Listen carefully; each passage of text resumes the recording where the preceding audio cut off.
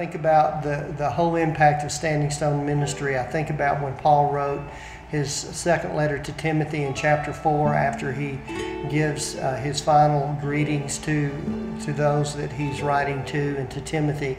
He talked about how when he stood at his first defense in Rome, how that there was not anyone there that was there to stand in his defense, and that he was abandoned and left alone. But then he goes on and says, but the Lord stood with him. And I think that Standing Stone Ministry is a ministry that brings in pastors and staff who have many times and cases have gone through a time in which they feel like they've been put on trial, and they are expecting people in the church, family members and friends, to stand in their behalf when those times come, and they do come in ministry. And then they find out that they don't do that, and that's when they get very discouraged. And Standing Stone Ministry is a place where you are guaranteed, before you leave,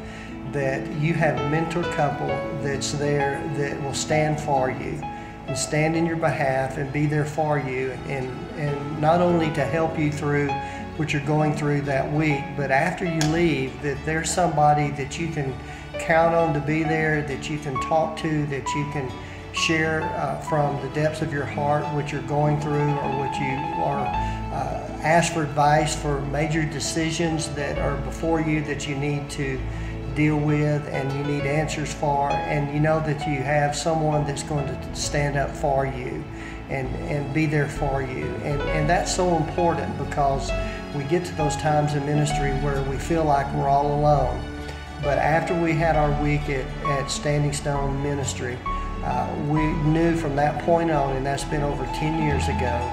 that there's always someone that we can count on through our mentor couple, and that's the big highlight of the whole experience.